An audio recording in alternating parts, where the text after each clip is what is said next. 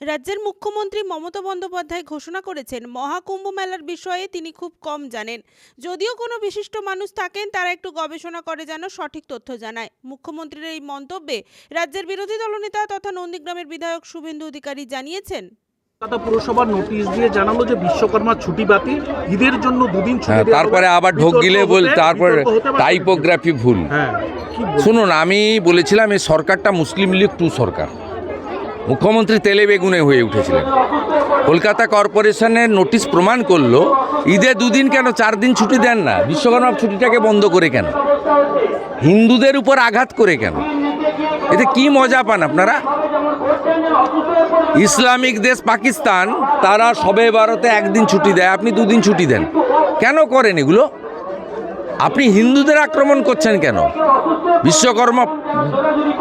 বিশ্বকর্মা পুজোর দিন ছুটি কেন আপনার বন্ধ হবে? আমার বক্তব্য এটা। বুধবার নন্দীগ্রামের রিয়াপাড়ার প্রাচীন শিব মন্দিরে শিবরাত্রির পুজো দেন রাজ্যের বিরোধী দলনেতা তথা নন্দীগ্রামের বিধায়ক শুভেন্দু অধিকারী।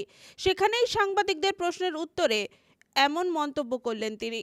এই দিন জেলার বিভিন্ন প্রান্তের হাজার হাজার মানুষ প্রাচীন রিয়াপাড়া শিব মন্দিরে জল ঢালতে আসেন। এই মেলা আগামী 15 দিন ধরে চলবে। এই দিন মন্দিরে আগত মানুষজনদের ফল, জল, বাতাসা প্রভৃতি তুলে দিতে রাস্তায় বহু সংগঠনের প্রতিনিধিদের দেখতে পাওয়া যায়। সমারোহে শিবরাত্রি পালন হচ্ছে, আপনারা বেশ কয়েকটি প্রোগ্রাম আছে দেশ জুড়ে না, গোটা পৃথিবী জুড়ে হিন্দুরা পৃথিবী ব্যাপী থাকে। কি বার্তা দেবেন আজকের দিনে? আজকের দিনে দাঁড়িয়ে কি বার্তা দেবেন? দেখুন, এবছর শিবরাত্রি এমন সময় হচ্ছে যখন মহাকুম্ভে 60 কোটির বেশি মানুষ পুণ্য স্নান করেছে।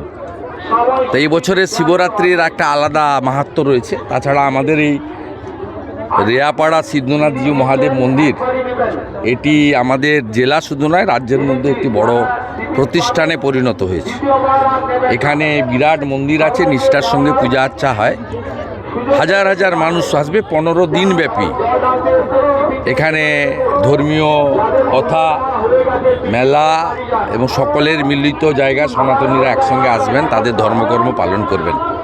আমি শুধু বিধায়ক নই, মন্দির কমিটির সভাপতির বিধায় প্রত্যেক বছর এখানে চেষ্টা করি শিবলিঙ্গে জল দিয়ে, ফুল দিয়ে প্রণাম করে, আমার যে ধর্মীয় রীতিনীতি অনুযায়ী সেটা আমি করে, এখানে যারা জলযাত্রী আছেন তাদেরকে ফল এবং জল বিতরণ করে, এখানে যে পরমান্ন একটু গ্রহণ করে আমি প্রস্থান করছি। রঞ্জন মাইতির রিপোর্ট, খবর BCBS।